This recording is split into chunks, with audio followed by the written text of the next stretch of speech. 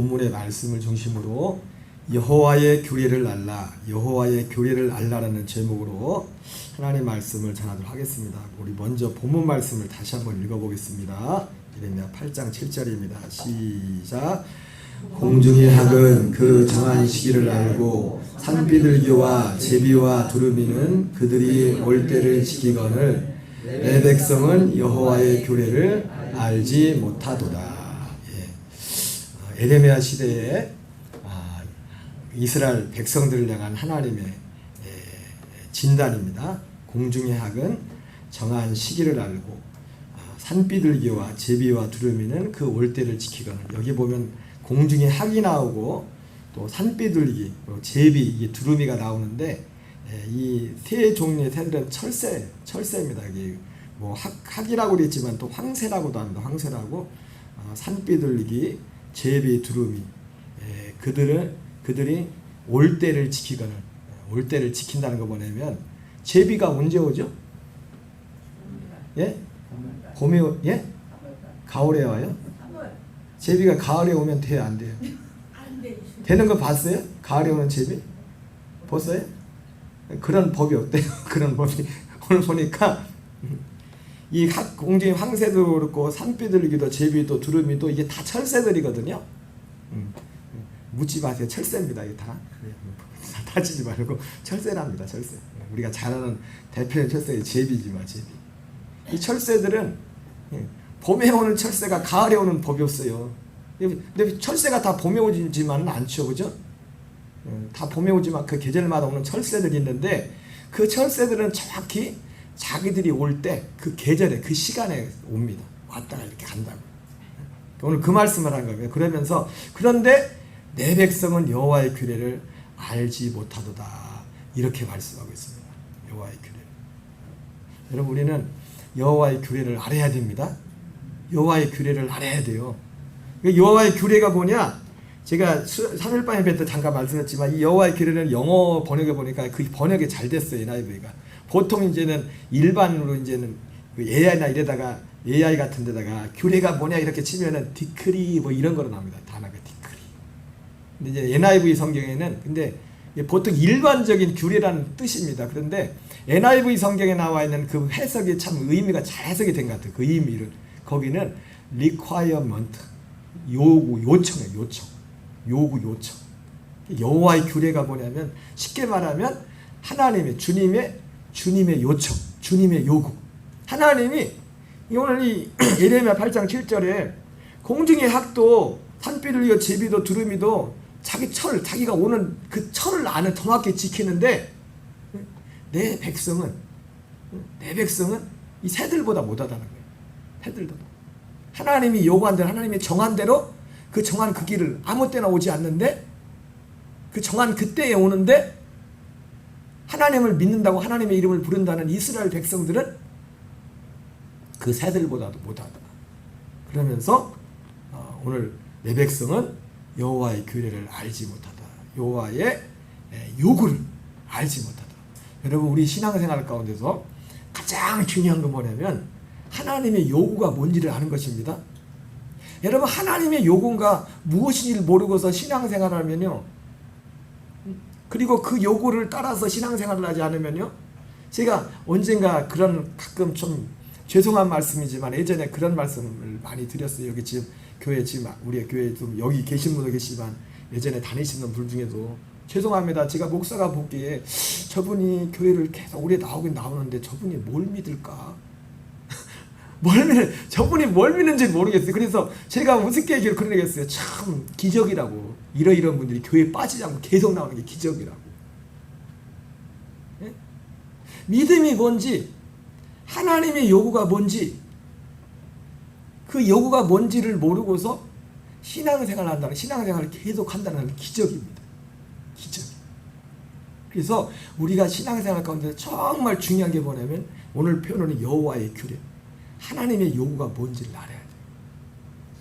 이 요구가 뭔지 알아야 우리의 믿음이 정말 후회 없는 그런 길을 갈 수 있는 줄 믿습니다. 이 하나님의 요구라는 것하고 같은 그 비슷한 뜻이 하나님의 뜻, 하나님의 뜻이라는, 이게 하나님의 요구를 아는 게 왜 이렇게 중요하냐. 우리 마태복음 7장 21절 같이 읽겠습니다. 시작. 나더러 주여 주여 한 자마다 다 천국에 들어갈 것이다. 보세요. 우리가 하나님 나라 천국에 들어가는 것과 하나님의 규례를 아는 것은 불가분의 관계예요. 그래서 구약성에 그런 말씀 있죠. 귀를 가려서 하나님의 요구를 듣지 않으면, 여호와 율법, 거기서 율법이라고 했습니다. 율법도 하나님의 요구예요. 제가 그때 말했죠. 율법이 하나님이 우리를 향한 요구라고. 요구인데 그 귀를 기울여서 율법을 듣지 않으면 그의 기도도 가증하다. 그렇게 말했어요. 그의 기도도. 우리에게 있어서 신앙생활에서 정말 중요한 거는, 여러분들이 처음에 교회 나올 땐 어떤 목적으로 하는지 모르겠지만은 우리의 제일의 목적은 뭐야 되냐면 하나님이 내게 요구하는 것이 무엇인가?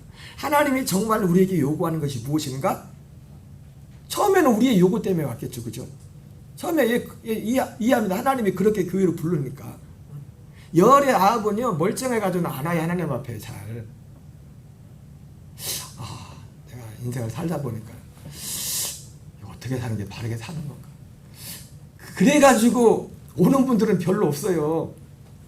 큰 병이 걸리던가, 살다가 큰 어떤 고난을 만나서 인생이 완전히 풍지박산이 되던가, 그런 어떤 인생의 문제를 만났을 때 오지 자기의 요구를 가지고 하나님이 이 요구를 문제를 해결하려고. 예, 좋아요. 처음에 누구든지 다 그렇게 나올 수가 있어요.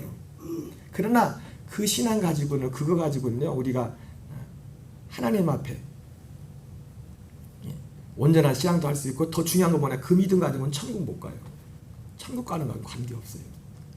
하나님 나라 가는 건 관계없다고요. 그것이 예수님이 그것을 가장 극적으로 말씀하신 것이 마태복음 11장이에요. 그 예수님 앞에 사람들이요, 예수님 앞에 자기들의 요구를 가지고 예수님 앞에 나왔잖아요. 왜? 그때 갈릴리 지역의 사람들은 정말 배고프고 배우지 못하고 가난한 사람들이 많았거든요. 병든 사람들이 많았거든요. 그래가지고 그 예수님은 소문을 듣고서 예수님께 와서 병 고쳐달라고, 예수님께 와서 수많은, 예수님께서 권능을 가장 많이 베풀었어요. 예수님이 권능을 가장 많이 베푸신 이유 중에 하나도 뭘까 생각해 봤더니 인생의 문제가 너무 많은 거예요. 거기 사람들은. 요즘 옛날처럼 병 고치는 일들이 왜 많이 안 일어날까? 예수님 이름으로. 기도 안 해도 병원 가면 웬만하면 다 고쳐주거든. 별로 간절함이 없어요. 그래서 하나님보다 그 하나님은 언제 병 고쳐달라고 합니까? 마지막에 병원에 가다 안 되면 그때 하나님 앞에 오는 거예요. 기도할 생각을 안 해. 아예.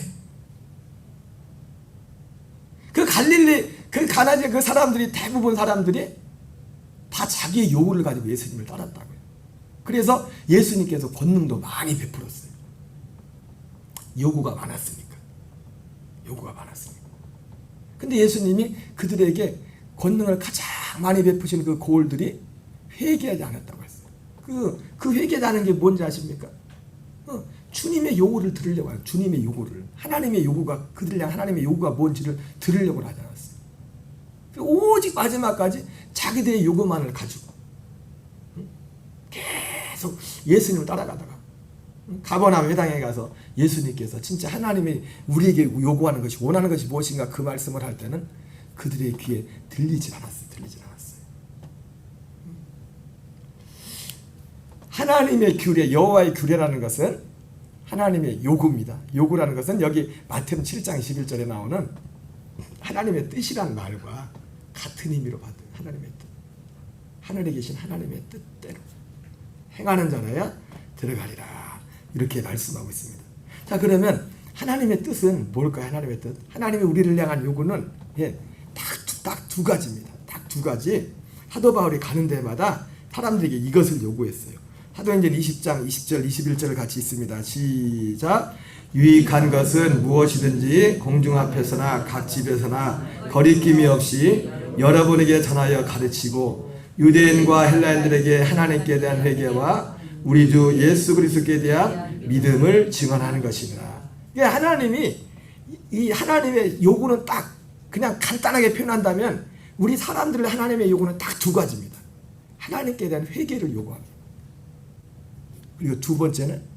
예수 그리스도에 대한 믿음을 요구해요. 두 가지를.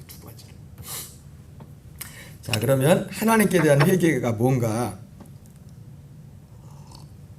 하나님께 대한 회개를 요구한다는데 하나님께 대해서 회개한 사람의 믿음이 뭔가? 예레미야 10장 11절 같이 읽겠습니다. 시작.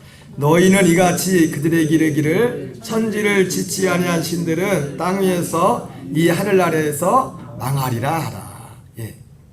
이 하나님 앞에 회개한 사람들은 오늘 예레미야 고백하는데 하나님 앞에 회개한 사람들은 그 사람들에게는 뭐가 있냐면은 이런 믿음이 있습니다. 천지를 지치 아니한 신들은 땅 위에서 이 하늘 아래에서 망하리라. 하나님, 이 성경이 말씀하신 이 하나님만의 참 하나님이다 알겠어. 다른 그 어떤 신적인 존재를 하나님의 자리에 앉힐 수가 없어요. 그런데 의외로 여러분 교회 다니면서도 아직 이 믿음이 없는 분들도 많습니다. 이 믿음. 그래서 그 제1계명이 그렇잖아요. 너는 나 외에 다른 신들을 내게 있기 말지니라. 근데 이런 것들도 어떤 문제가 생겼을 때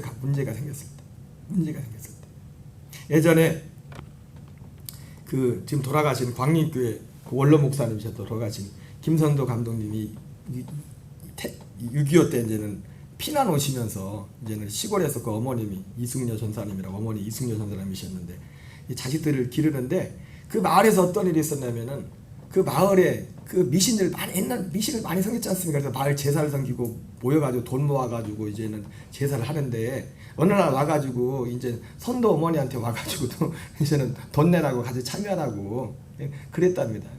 근데 이분이 어머님이 그럴 수가 없죠. 다른데 돈 내는 게 여기 귀신 섬기는데 어떻게 돈을 낼 수 있냐고. 근데 그때부터 문제가 생겼어요. 뭔 문제가 생겼냐면은 그 선도가 갑자기 시름시름 앓는 거예요. 여러분 귀신도 살아있습니다. 시퍼렇게 살아있어요. 그래서 귀신을 노엽게 하면은 귀신이 그냥 안 놔둬요 또. 근데 귀신이 아무리 그래봤자 참 하나님은 참신은 천지를 지으신 그 하나님 안에 참신이십니다. 참신이에요. 한 장 더 넘기면 그린 사진 한 장 있을 거예요. 사진 한 장.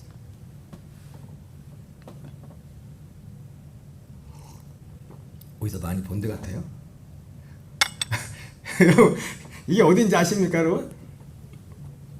안 가봤죠?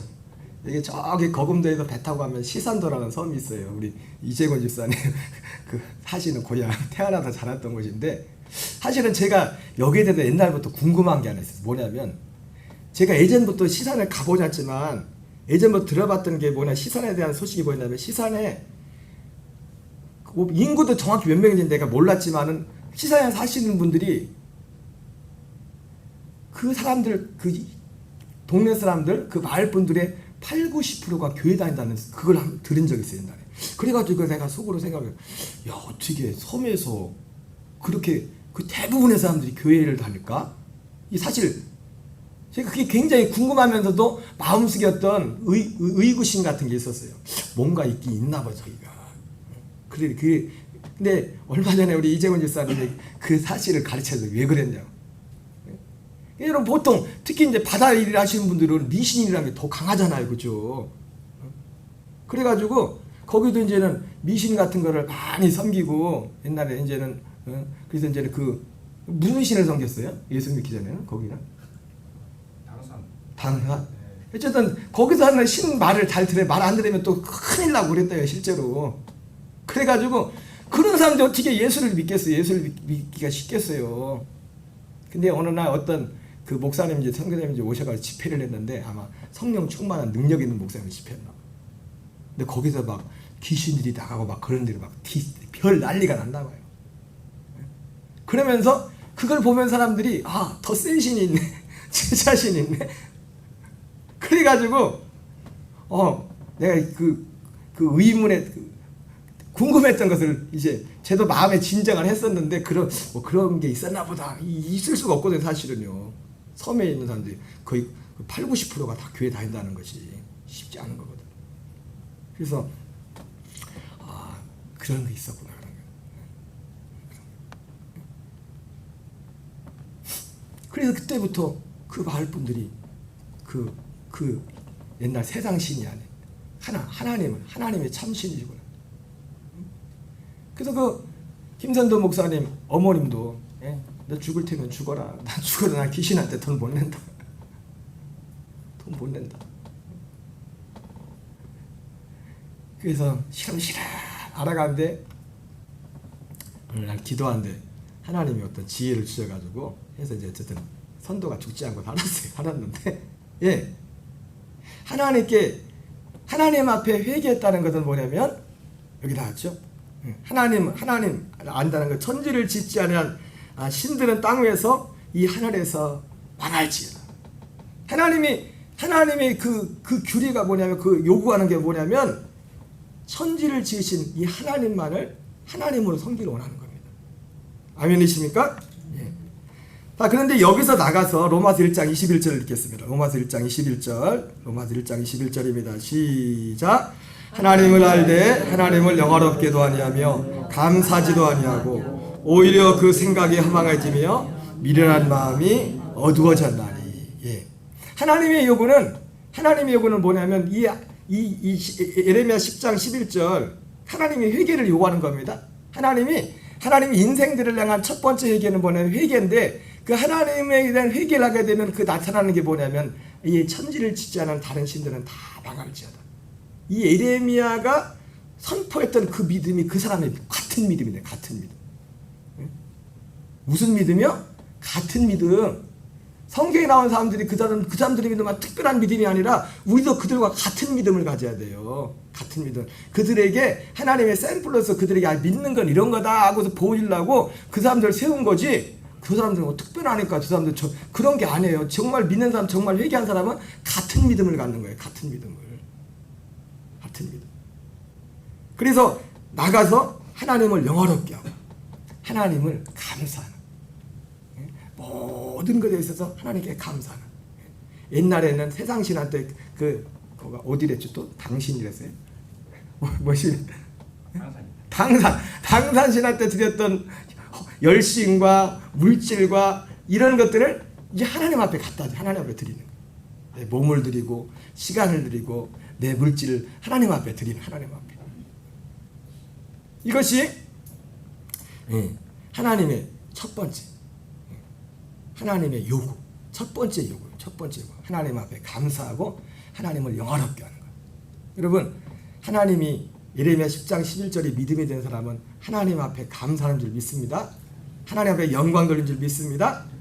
여러분, 근데 다음 주가 맥추감사절이죠, 그죠? 근데 이 맥추감사절이라 우리가 절기를 지키지만 사실은 이 하나님의 요구를, 하나님의 규례를, 오늘 제목이 하나님의 규례를 알자잖아요. 하나님의 요구를 알자. 하나님의 요구가 무엇인지를 가장 잘 보여주는 것 중에 하나가 뭐냐면 구약 시대부터 지금도 절기입니다. 절기. 하나님은 절기를 통해서 하나님이 우리에게 요구하는 것이 무엇인가? 내가 정말 하나님을 믿는다면 하나님을 정말 믿는 자들에게 요구하는 것이 무엇인가를 절기를 통해서 잘 보여주고 있어요.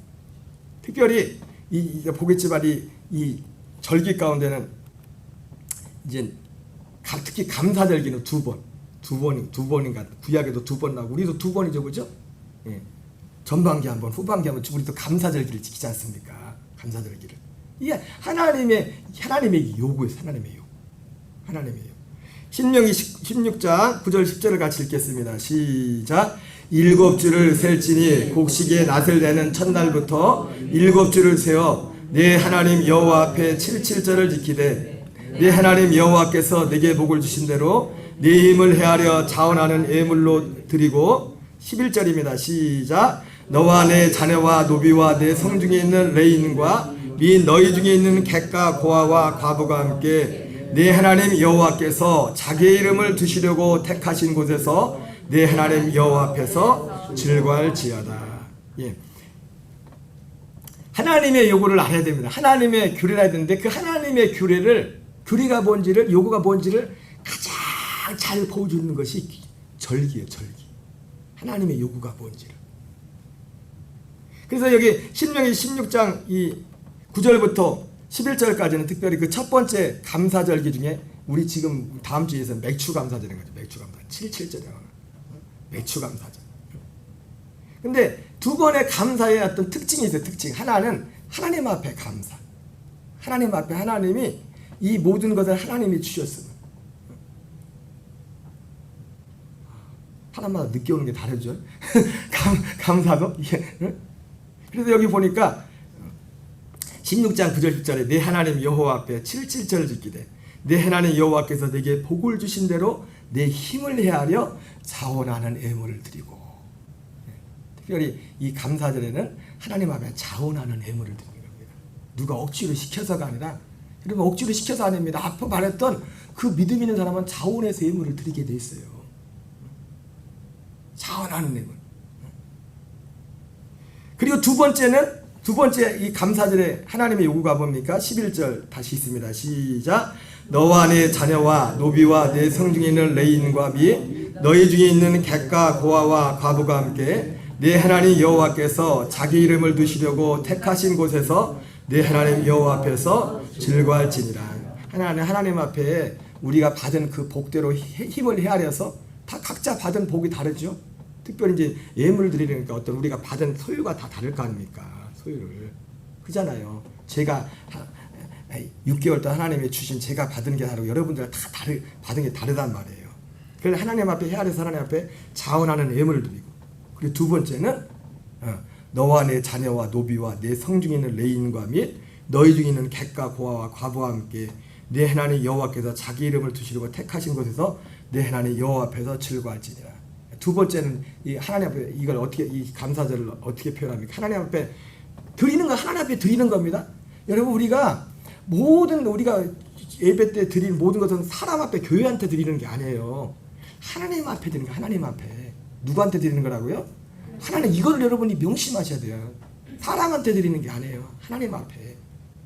근데 하나님 앞에 드린 이걸 가지고 뭡니까? 그 주변에 있는 이웃들, 노비와 성중에는 레인들은 일을 안 하니까 객과 고아와 과부와 함께 하나님께서 자기 이름을 주셔 택한 곳에서 함께 즐거워하지다. 어려운 사람들에게 그걸 하나님 앞에 드린 그걸 가지고 그 어려운 사람들을 돌보고 같이 돌아보는 이런 것들을 하는 거죠. 감사절. 그 가을에 드리는 우리로 말하는 추수감사절. 추수감사절도 마찬가지입니다. 같은 16장 13절 14절 같이 읽겠습니다. 시작. 너희 타작마당과 포도주 틀에 소출을 거두어 드린 후에 이래 동안 초막절을 지킬 것이요 절기를 지킬 때에는 너와 내 자녀와 노비와 내 성중에 거주하는 레인과 객과 고아와 과부와 함께 즐거워하되. 여기는 순서가 거꾸로 됐네요. 그죠? 앞에는 맥주절에는 하나님 앞에 드리는 게 먼저 나오는데 여기 초막절에는 이웃과 같이 나누는 게 먼저 나와요. 순서는 상관없습니다. 두 가지 하나님이 요구하는 거예요. 16절 17절 있습니다. 시작. 너희 가운데 모든 남자는 1년에 3번 곧 무교절과 77절과 초막절에 내 하나님 여호와께서 택하신 곳에서 여호와를 배웁되 빈손으로 여호와를 배웁지 말고 각 사람이 네 하나님 여호와께서 주신 복을 따라 그 힘대로 드릴지니라. 이렇게 말씀하고 있습니다. 네. 똑같죠, 그죠? 똑같아. 그러니까 하나님의 요구는 인생 사람들 향한 첫 번째 요구는 뭐였습니까? 하나님께 대한 회개를 요구하거든요. 하나님 앞에 회개한 사람은 어떤 거예요? 천지 간에 어디에도 하나님 외에는 다른 신이 없어요. 그 사람은 다른 어떤 거하고도 하나님을 바꿀 수가 없어요. 이 정도 돼야 됩니다. 여러분 하나님과 다른 어떤 거하고 바꿀 수 있는 존재면 그건 성경이 말하는 하나님이 다른 하나님을 믿고 있는 거예요. 내가 원하는, 내 요구를 들어주는,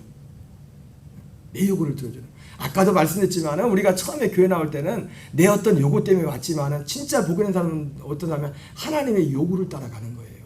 내 요구를 따라가는 게 아니라. 그리고 아까 말했죠. 내 요구를 가지고 온 사람 거기엔 구원의 약속이 없어요. 구원의 약속이 없다고. 중요한 건 우리 하나님을 향한 요구하는 뭔가를 요구하고 구하는 게 잘못됐다는 게 아니라 거기에서 끝나는 신앙은 구원에 대한 약속이 없다. 구원에 대한 약속.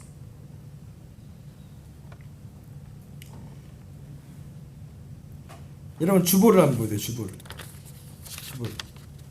주보에 보면은 여러분 우리 교회도요 이게 성경을 따라서 우리도 하나님의 절기를 하나님의 요구에 따라서 이렇게 절기를 지킵니다. 감사절을 지켜요. 그래서 여기서 보면은 우리 여기 일본에 보면 교회 소식에 보면은 선교지가 7곳이 나오잖아요. 그죠? 예. 그래서 우리도요. 예. 우리가 여기 이웃들을 돌보라고 했는데 가까이 있는 이웃들은 많이 못 돌봐요. 그리고 가까이 있는 분들은 대한민국 사람들은 잘 먹고 그래도 기본적인 거 먹고 살잖아요. 그죠? 그래서 우리는 이 돌봄의 의미를 어디에 두냐면 해외에 나가는 선교사입니다. 그래서 선교지. 그래서 이 사실 절기 때 드리는 거면 거의 그 이상으로 사실은 거의 다 선교지로 보냅니다. 선교지로. 그렇죠? 왜? 하나님의 요구. 하나님께 대한 이것이 하나님께 대한 회개한 사람의 열매입니다. 회개한 열매.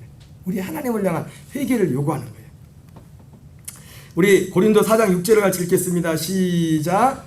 어두운데 빛이 빛이라 말씀하셨던 그 하나님께서 예수 그리스도의 얼굴에 있는 하나님의 영광을 아는 빛을 우리 마음에 비추셨느니라. 예. 그래서 사도 바울은 어두운데 빛이 빛이라 말씀하셨던 그 하나님. 여러분 원래 하나님의 첫 번째 요구는 바로 그 하나님을 주인으로 우리의 주인으로 영접하기를 주인으로 믿기를 주님이 원하는 줄 믿습니다. 그러니까 주인으로 믿었으니까 주인으로 믿은 게 뭔지 보여줬잖아요. 그 김선도 목사님 어머님이 너 죽어도 다 귀신한테는 드릴 수 없어. 응? 너 죽어도 귀신한테 물질 갖다 줄 수는 없어. 그 정도인데 그 믿음이 하나님을 믿는 믿음입니다. 하나님을 믿는 믿음이라고요. 믿는 믿음이라고. 어두운데 빛이 빛이라 말씀하는 그 하나님. 그 하나님이 어떤 하나님입니까? 창조주 하나님, 창조주 하나님. 그 하나님. 그 하나님을 믿는 믿음을 하나님이 요구하는 줄 믿습니다. 두 번째, 하나님의 요구는 예수 그리스도에 대한 믿음이에요. 예수 그리스도에 대한 믿음. 예수 그리스도. 여기에 하나님이 첫 번째 요구하는 것은 하나님께 대한 우리 모든 인생들 하나님께 대한 회개를 요구하고 있고 두 번째는 예수 그리스도에 대한 믿음을 요구하고 있는 줄 믿습니다. 계시록 10장 7절 같이 읽겠습니다. 시작. 일곱째 천사가 소리낸 날 그의 나팔을 불려고 할 때에 하나님이 그의 종 선자들에게 전하신 복음과 같이 하나님의 그 비밀이 이루어지리라 하더라. 예. 예수 그리스도에 대한 이 믿음에 있어서 중요한 게 뭐냐면 이걸 복음이라고 하는데 하나님의 그 비밀입니다. 비밀. 예수 그리스도를 믿는 예수 그리스도에 대한 어떤 믿음을 요구한다는 것은 여기다는 하나님이 그의 종 선자에게 전하신 복음과 같이 하나님의 그 비밀 예수 그리스도와 관련된 것인데 그 비밀을 알고 믿는 것입니다.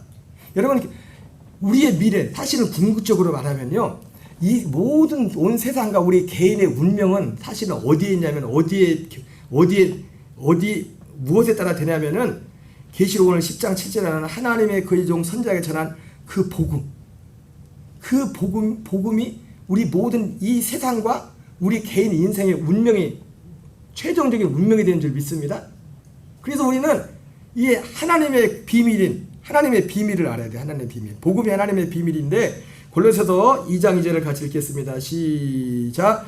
이는 그들로 마음의 위안을 받고 사랑 안에서 연합하여 확실한 이의 모든 풍성함과 하나님의 비밀인 그리스도를 깨닫게 하려 하심이라. 예. 하나님의 비밀은 그리스도. 예수 그리스도에 대한 믿음을 갖는다는 것은요. 하나님의 비밀인 그리스도. 그 비밀을 아는 겁니다. 그 비밀을 알고 그 비밀을 믿어야 돼요. 그 비밀을. 골로새 4장 3절입니다. 시작. 또한 우리를 위하여 기도하되 하나님이 전도한 문을 우리에게 열어주사 그리스도의 비밀을 말하게 하시기를 구하노라. 내가 이 일 때문에 매임을 당하였노라. 사도 바울이라는 사람이 그가 죄수의 몸으로 매인 이유도 뭐예요? 사람들한테 이 비밀을 하나님의 비밀은 이것을 가르쳐주려. 하나님께서 아까 서두에 말했던 것처럼 공중의 학은 정한 시기를 알고 산비둘기와 제비와 두루미는 올 때를 지키거늘 올 때를 지킨다. 준수한다. 그 시간을 지킨다는 겁니다. 지키거늘 내 백성은 여호와의 규례를 여호와의 요구를 알지 못한다. 내 백성은 하나님이 요구하는 것을 알지 못한다. 그 길을 첫 번째가 아까 하나님에 대한 회개였고, 두 번째는 뭐예요? 두 번째는 이 하나님의 그리스도를 통한 하나님의 비밀, 복음의 비밀을 몰라요. 복음의 비밀. 우리가 그 복음의 비밀을 알아야 되는 복음의 비밀을. 그래서 사도 바울도 그리스도의 비밀을 말하게 하시기를 구하라. 여러분, 우리를 위해서 기도해 주십시오. 기도해 주셔서 전도의 문을 우리에게 열어주셔서 그리스도의 비밀을 말하게 해주십시오. 내가 이것 때문에 이 비밀을 한 번 더 다른 말해보려고 지금 로마에까지 죄수의 몸이 된 것도 이 비밀을 말하려고 해서 이 비밀을 말하려고. 비밀. 여러분, 진짜 비밀은요, 복음밖에 없어요. 복음밖에. 예수 그리스도 안에 감춰진 그 복음만이 진짜 비밀입니다. 이 비밀을 알아요. 이 비밀을. 제가 아까 그런 말씀을 드렸죠. 이 절기를 지키는 가장 큰 이유가 뭐냐. 이 절기 속에 절기만큼 하나님이 우리에게 요구하는 것이 무엇인가를 자세히 보여주는 게 없다. 첫 번째 요구가. 그래서 이 절기를 지키는 것은 아까 말했던 일반적인 그런 하나님 앞에 감사로서 하나님 앞에 절기를 드리는 것이고, 그런데 사실은 이 절기를 지키면서 더 중요한 건 두 번째. 첫 번째 것도 우리가 당연히 감사하겠지만 진짜 감사될 이유는 두 번째 때문에, 이 복음 때문에. 복음 때문에. 여러분, 구약 성경에 보면 절기가 나오는데 7대 절기가 나와요. 7대 절기가. 한번 띄워보세요. 7개 절기가 나오는데 이 7개 절기 가운데, 바로 이 7개 절기 가운데 복음이 여기에 심겨져 있어요. 감춰져 있다고. 이게 하나님의 비밀. 자, 7개 절기가 뭐예요? 첫 번째, 유월절, 무교절, 초실절, 오순절을 맥추절이라고도 합니다. 나팔절, 대속절, 장막절, 수장절이라고도 해요. 수장절. 이 7대 절기 가운데 이 하나님의 이 비밀. 그러니까 이 성경은 이 개인의 운명도, 이 인류의 운명도 이 절기 안에 있어요. 이 절기 안에. 이 윤리의 운명도, 그리고 우리 개인의 운명도 이 절기와 관련이 있어요. 아까 뭐라고 했어요? 주의 종 선자에게 이른 그 복음대로 하나님의 그 비밀이 이루어질 거다. 7째 나팔이 불릴 때, 그 하나님의 비밀이, 이 우리가 절기를 지킴에 있어서 절기가 이렇게 중요한 것은 이 절기 가운데 하나님의 비밀이 감춰져 있는 겁니다. 이 7개 절기 가운데서 맨 마지막 절기가 이름이 뭐예요? 장막절, 수장절이죠. 그죠? 이 모든 것들이 사실은 예수 그리스도에 대한 얘기예요. 예수 그리스도에 대한 그리스도의 비밀이 절기 가운데 감춰져 있다고요. 3일밤 예배 때 말드렸지만 첫 번째 비밀은 이겁니다. 하나님의 비밀은 요한복음 5장 28절 함축해서 요약해가지고 하나님의 비밀 첫 번째 알고 싶어요? 하나님의 비밀 첫 번째는 뭐냐면 요한복음 5장 28절 29절입니다. 같이 읽겠습니다. 시작. 놀랍게 여기지 말라. 무덤 속에 있는 자가 다 그의 음성을 들을 때가 오나니 선한 일을 행한 자는 생명의 부활로, 악한 일을 행한 자는 심판의 부활로 나오리라. 이렇게 말씀하고 있어요.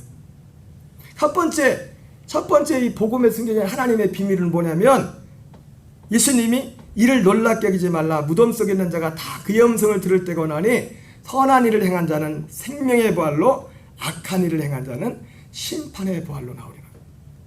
이게 비밀입니다. 주의 종 선자를 통해서 전하신 복음과 같이 하나님의 그 비밀이 이렇게 이루어진다고요. 요한계시록이 결국은 뭐예요? 이게 이루어지는 거예요. 예? 요한계시록이 굉장한 게 아니라 선한 일을 행한 자는 결국 생명의 부활로 나오는 것이 요한계시록이고, 악한 일을 행한 자는 심판의 부활로 나온다는 것이, 이것이 요한계시록의 결론이라고요. 결론. 굉장히 복잡한 내용들이 많이 있지만, 누가복음 3장 17절 같이 읽겠습니다. 시작. 손에 키를 들고 자기의 타작마당을 정하게 하사 알곡은 모아 곳간에 들이고 쭉정이는 꺼지지 않는 불에 태우시니라. 예. 여기서 같은 의미죠. 같은 의미. 복음의 비밀 말하면서 예수님 손에 키를 들고 자기의 타작마당을 정하게 하사 알곡은 모아 곳간에 들이고. 아까 요한복음 5장으로 치면 알곡은 누굴까요? 선한 일을 행한 자가 알곡이겠죠. 그죠? 선한 일을 행한 자 알곡은, 거기는 생명의 부활로 이렇게 말하고 있지만 여기는 비유로 말한 거기 때문에 곡간에 드리고, 가을에 추수할 때, 그러니까 이게 사실은 이 수장절이 뭐예요? 가을 추수, 마지막 추수를 이스라엘 다 마치고 하는 그 곡간에 드리는 거거든요. 여러분 곡간에다가 쭉정이도 갖다 줘요? 아유 씨, 내가 그래도 내가 수고하고 땀 흘리는 흔적이 추억했는데 이것도 이렇게 쭉정이 넣습니까? 안 넣죠, 그죠? 알곡은 모아 곡간에 드리고 쭉정이는 꺼지지 않는 불에 태워버린다. 쭉정이는 다 태워버려요. 다 태워버려요. 이거 비유적으로 말씀해요. 비유적으로. 이것이 복음에 나타난 첫 번째 비밀이에요. 첫 번째 비밀. 하나님의 비밀. 하나님의 비밀. 근데 여기서 중요한 게 있어요. 여기서 중요한 건 뭐냐면, 그러면 중요한 게 뭐예요? 첫 번째 사실을 믿는다면, 응?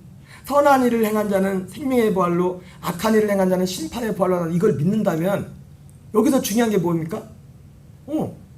선한 일을 행한 자가 누구냐 이거예요. 여기서 중요한 게 뭐예요? 대체 알곡이 누구야? 쭉정이하고 알곡이 있다는데 비유적이지만 그 사람을 두고 말한 거잖아요, 그죠? 사람을 비유로 말한 거잖아요. 응? 정말 선한 일을 행한 자는 누구고, 알곡이 된 사람은 누군지, 악한 일을 행한 자는 누군지, 쭉정은 누군지, 이게 중요하잖아요. 이게 중요하지 않습니까? 그래서 그것을 성경에 말씀해 주세요. 고린도후서 2장 15절 16절 읽겠습니다. 시작. 우리는 구원받는 자들에게나 망하는 자들에게나 하나님 앞에서 그리스도의 향기니 이 사람에게는 사망으로부터 사망에 이르는 냄새요 저 사람에게는 생명으로부터 생명에 이르기는 냄새라. 누가 이 일을 감당하리요. 오늘 아까 요한복음 5장에서 생명과 사망을 말했잖아요. 심판의 부활과 생명의 부활을 말했잖아요. 그죠? 근데 어떤 사람이 선한 사람이고 어떤 사람이 악한 사람이고 어떤 사람이 알곡이고 어떤 사람이 쭉정인가? 그거에 대한 힌트를 고린도후서 2장 15절 16절에 주고 있어요. 사도 바울이 우리는 구원받는 자들에게나 망하는 자들에게나 하나님 앞에서의 그리스도의 향기니, 여기서 말하는 구원받는 자는 선한 일을 행한 자가 맞겠죠. 알곡을 말하겠죠. 망하는 자들은 어떤 사람을 말하겠습니까? 쭉정이를 말하겠죠. 쉽게 말하면 굉장히 부담되는 말씀이지만 성경에 나오니까 저는 성경에 나오니까 해야 돼요. 해야 돼. 뒤에도 그 얘기가 나오지만 저는 해야 돼요. 목사님 그런 얘기 말고 좀 다른 얘기 좀 해주세요. 그걸 여러분들이 요구하지만 하나님의 요구는 뭐예요? 여러분들이 이걸 알기로 한다니까요. 이걸 알고 이걸 믿기로 한다니까요. 그러니까 여러분 내 요구가 부닥치면은 참 그래서 이게 힘들어. 요구가 부닥쳐버려. 그 예수님도 힘들었어. 그러면서 이 사람이 그럽니다. 사도 바울이 우리는 어떤 사람, 나라는 사람은 한 사람인데 누구에게는 우리는 그리스도의 향기인데 누구에게는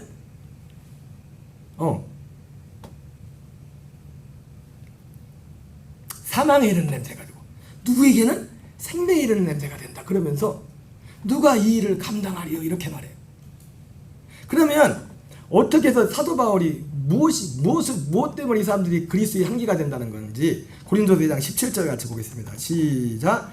우리는 수많은 사람들처럼 하나님의 말씀을 혼잡하게 하지 아니하고 그 순전함으로 하나님께 받은 것 같이 하나님 앞에서와 그리스도 안에서 말하노라. 하나님의 말씀을, 그러니까 이들이 그리스도의 사도 바울이 그리스도의 향기가 돼서 누구에게는 사망의 냄새가 되고 누구에게는 생명의 냄새가 된다고 했는데, 그리스도의 향기가 되는 그 근본적인 뭐냐면 그들이 전하는 말씀 때문에. 그들이 전하는 말씀. 그러니까 그들이 근데 어떤 말씀을 전했어요? 어떤 말씀? 복음의 말씀을 전했다는 말이에요. 복음의 말씀. 고린도 후서로 말하면 새 언약의 복음의 말씀을 전한다. 새 언약의 복음의 말씀. 사도행전 26장 16절을 같이 보겠습니다. 사도행전 26장 16절 같이 읽겠습니다. 시작. 일어나 너의 발로 서라. 내가 내게 나타난 것은 곧 내가 나를 본 일과 장차 내가 내게 나타날 일에 너로 종과 증인을 삼으려 함이니. 여러분 바울은 아까 말했던 것처럼 가는 곳마다 하나님께 대한 회개를 한다고 했어요. 근데 이 하나님께 대한 회개의 말씀을 받아들이지 않은 사람은 그 말씀이 그 말씀이 그 사람들한테 사망의 냄새가 되는 거예요. 근데 이 말씀을 받아들인 사람은 생명의 냄새가 되는 거예요. 근데 사도 바울은 하나님께 대한 회개만 전한 게 아니죠. 예수 그리스도에 대한 믿음을 전했는데 그 믿음이 아까 핵심으로 해서 하나님의 비밀이 있잖아요. 비밀. 그 비밀이 뭐냐면 사도행전 26장 16절이에요. 사도 바울이 다메섹 도상에서 부활하신 주님을 만나고 나서 그 복음의 비밀을 받았어요. 복음의 비밀. 그게 뭡니까? 내가 내게 나타난 것은 내가 나를 본 일과 장차 내게 나타날 일에 너로 종과 증인을 삼으리함이다. 이렇게 말씀했어요. 이게 비밀, 이게 비밀. 우리가 알곡이 되려면 여러분 하나님께 대한 회개가 있어야 됩니다. 선한 일 행하자 하나님께 대한 회개 그 믿음이 있어야 돼요. 그 믿음이. 저도 그러니까 시간마다 이 믿음을 전하는 거 이걸 얘기하는 거예요. 그러나 저는 한계가 있어요. 저희는 말을 전하지만 그래서 우리가 여러분이 기도해 주셔야 되고 우리가 기도해야 되는 거예요. 예배 전에도 여러분들 오늘 기도 좀 하셨어요? 예배 전에 뭐 하셨어? 저기 공방 가서 뭐 대화 나눴어요? 뭐였어요? 아니 기도하셨어요? 준비. 여러분 기도해 주셔야 돼요. 기도하셔야 돼요.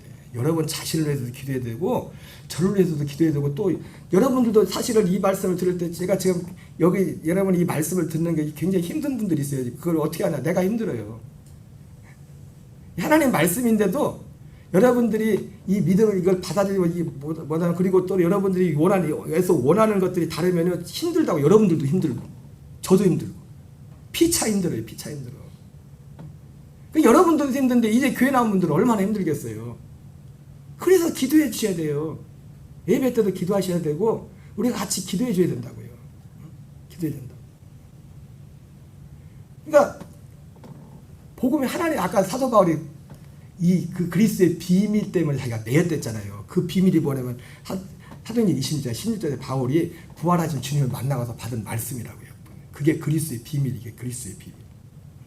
내가 나를 본 일과 장차 내게 나타날 일에 너로 종과 증인을 삼으려 함이라. 여러분 절기를 한번 다시 보고 절기를 한번 보세요. 아까 7대 절기가 있었죠. 근데 이 절기가 이 절기 속에 이 비밀이 감춰져 있어요. 비밀이. 아까 뭐 봤죠? 마지막 결론이 어떻게 돼요? 마지막 결론은 장막절이에요. 장막절. 모든 세상과 인생의 결론은 장막절이라고. 알곡은 모아 곡간에 드리고 쭉정에는 불에 태우는. 그게 장막절이 결론이에요. 운명의 결론. 이게 첫 번째 비밀이라고 했어요. 이게 정해진 것이. 근데 아까 말했죠? 누가 알곡이고 누가 쭉정이냐? 하나님 볼 때. 그 우리가 정하는 게 아닙니다. 하나님이 정하는 거예요. 저는 최선을 다해서 성경이 알곡이 뭐고 쭉정이가 뭐고 선한 일 행한 자가 뭐고 악한 일 행한 자가 뭔가를 저는 최선을 다해서 여러분한테 전하는 것뿐이에요. 최선을 다해서. 왜? 하나님이 원하기 때문에. 하나님이 얘들아 공중의 학은 정한 시기를 알고 산비둘기와 제비와 또 뭐요? 두루미는 그 올 때를 지키거늘 시간을 그때를 정확히 지키는데 어찌 된 건지 하나님을 믿는다는 너희들은 내가 요구하는 것이 뭔지도 모르는 거야. 하나님이 답답해가지고 답답해서. 근데 이 절기 가운데 이것이 잘 나타났어요. 그래서 아까 봤던 것은 장막절, 첫째 비밀이 장막절의 비밀이었어요. 장막절, 초막절, 마지막 온 인류와 개인의 마지막 운명. 근데 이것을 선한 것과 악한 일을 결정하는 그 비밀이 6월절부터 오순절 그 네 가지에 나와 거기에 감춰지는 거. 그러니까 바울이 지금 사도행전 26장 16절의 말씀이 정확히 뭐예요? 6월절부터 오순절까지 그 내용을 26장 16절에서 표현한 거예요. 내가 나를 본 것과 부활한 주님 본 것과 장차 내게 나타날 일. 이게 그리스의 비밀입니다. 이것을 사도 바울은 이렇게 말해요. 고린도전서 15장 3절 4절 같이 읽겠습니다. 시작. 내가 받은 것을 먼저 너에게 전하노니 이는 성경대로 그리스도께서 우리 죄를 위하여 죽으시고 장사 지낸 바 되셨다가 성경대로 사흘 만에 다시 살아나사. 이게 첫 번째 그리스도의 비밀입니다. 첫 번째 비밀. 내가 받은 것을 먼저 너에게 전하네. 사도 바울이 받았죠. 사도 바울이 어디서 받았어요? 그럼 사도행전 26장 16절에 받았잖아요. 사도 바울이 첫 번째 받은 두 가지를 받았는데 사도행전 26장 17절에서 두 가지를 받았는데 첫 번째 받은 게 뭐예요? 이 내용을 받았다고요. 네가 나를 본 것. 부활한 주님을 봤잖아요. 부활하신 주님을 보고서 사도 바울이 뭘 받은 거예요? 성경대로 그리스도께서 우리 죄를 위하여 죽으시고 장사 지낸 바 되셨다가 성경대로 사흘 만에 다시 살아나셨다. 이게 그리스도의 비밀입니다. 네? 아직 이것도 모르는 사람들이 세상에 많습니다. 교회에 와도 이것도 아직 안 믿고 이것도 모르는 사람들 많아요. 교회 다니면서도 성경대로 그리스도께서 우리 죄를 죽으시고 장사 지낸 바 되셨다가 성경대로 살만에 다시 살아나사. 이게 첫 번째 그리스도의 비밀. 이게 어디에 나와요? 이게 절기를 치면 어디까지야? 6월절, 무교절 어디까지? 초실절까지. 그 속에 예수님을 통해서 이루시는 그 일이 이루어졌다고요. 우리는 이걸 믿는다. 그러니까 두 번째 사도 바울이 받은 게 뭐예요? 장차에게 나타날 일. 히브리서 9장 28절 읽겠습니다. 시작. 이와 같이 그리스도도 많은 사람의 죄를 담당하시려고 단번에 들이심 받으셨고 구원에 이르게 하기 위하여 죄와 상관없이 자기를 바라는 자에게 두 번째 나타나시리라. 예, 이것이 그리스도의 비밀이에요. 그리스도도 많은 사람의 죄를 담당하시려고 단번에 들이심 받으셨고 6월절에 들이심 받았죠. 무교절에 무덤 속에 들어가셨죠. 초실절에 부활하셨죠. 근데 부활하셨는데 왜 부활하셨어요? 장차 내게 나타날 일. 구원에 이르기 위하여 죄와 상관없이 자기를 바라는 자에게 두 번째 나타나시리라. 내 안에. 어디 안에? 두 번째 어디에 나타나요? 첫 번째 예수님, 첫 번째 나타나신 몸으로 오신 예수님은요, 어떻게 해요? 죄 때문에 오신 거예요. 죄 때문에. 죄를 위해 죽으시려고. 두 번째 나타나신 분은 몸으로, 눈으로 보이게 오는 게 아니잖아요. 눈에 보이지 않게 영으로 우리 안에 오신다. 영으로. 이것이 그리스도의 비밀. 요한복음 10장 14장 19절 20절은 이걸 똑같은 말씀을 이렇게 표현해요. 같이 있습니다. 시작. 조금 있으면 세상은 다시 나를 보지 못할 것이로되 너희는 나를 보리니 이는 내가 살아있고 너희도 살아있겠습니다. 그날에는 내가 아버지 안에 너희가 내 안에 내가 너희 안에 있는 것을 너희가 알리라. 조금 있으면 세상은 다시 예수님 십자가 달리시는가 보고서 그 이후로 예수님 못 봐요. 그리고 예수님이 마지막 그 보면서 그 세상은 나를 보지 못한 세상 사람들은 예수님 십자가 달리시는 것만 봤지 그분이 성경대로 우리 죄를 죽으셨고 성경대로 다시 살아난다 그걸 못 봐면 그걸 안 믿어요. 아 예수가 죽는 것만 봤지 예수님 십자가에 죽으신 것만. 그런데 그리스도의 이 복음의 비밀을 믿는 사람들은 세상은 다시 나를 보지 못할 것이로되 너희는 나를 보리니. 어디서 봐요? 이는 내가 살아있고 너희도 살아있겠습니다. 그날에는 내가 아버지 안에 너희가 내 안에 내가 너희 안에 있는 것을 너희가 알리라. 우리 안에서 본다. 우리 안에서. 그분이 우리 안에 나타난다. 우리 안에. 사실 진짜 감사한 일은요. 진짜 감사한 일은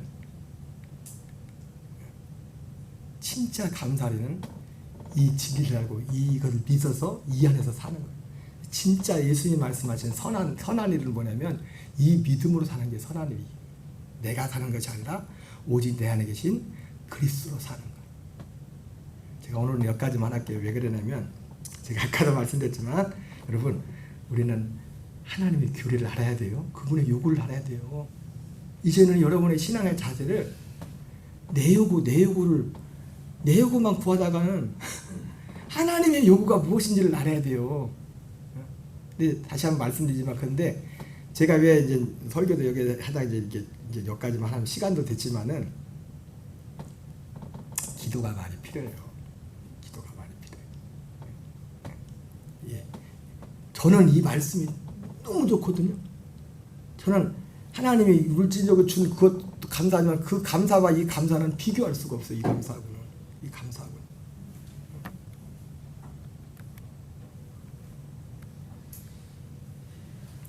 우리 마지막 고린도 4장 6절을 한번 보겠어요. 고린도 4장 6절 같이 읽겠습니다. 시작. 어두운데 빛이 빛이라 말씀하셨던 그 하나님께서 예수 그리스도의 얼굴에 있는 하나님의 영광을 아는 빛을 우리 마음에 비추셨느니라. 예, 어두운 가운데 창조주 하나님을 우리가 사도 바울의 감사의 이유가 어두운데 빛이 빛이라 말씀하셨던 그 하나님. 내가 그 하나님을 알았는데 그 하나님을 믿게 된 단지 그 하나님만 알게 된 것이 아니라 하나님이 예수 그리스도를 통해서 온 인류와 우리를 구원해가는 그 전체 그 하나님의 그 비밀을 알게 돼. 그리고 그 비밀의 중심에는 그리스도의 얼굴에 있는 하나님의 영광을 아는 빛을 우리 마음에 비추셨다. 육신의 눈으로 보이지 않지만 우리 안에 하나님의 성령 안에서 오시는 그리스도의 그 생명으로 말려 그 생명 안에서 그리스도의 형상을 이루어가는 닮아가는 그것을 보게 된 거예요. 그것을 보게 된 거예요. 바울이 이 속에는 감사의 말했지만 이 4장 6절에 하나님을 향한 진짜 감사가 4장 6절에 가득 차 있는 겁니다. 할렐루야. 여기 보세요. 여기 좀 보세요. 자, 어렵죠, 좀. 솔직히 말해요. 어려운 거 있죠, 그죠? 예, 제가 어려운 거 보니까 여러분이 어려워요. 여러분이. 근데 우리가 진짜 믿어야 될 건 이걸 믿어야 돼요. 우리의 진짜 하나님의 요구를 하나님이 요구하는 거는 하나님이 절기를 왜 우리가 절기를 지키냐? 절기만큼 하나님의 요구가 무엇인지를 분명하게 보여주는 게 없어요. 분명하게. 찬양하겠습니다.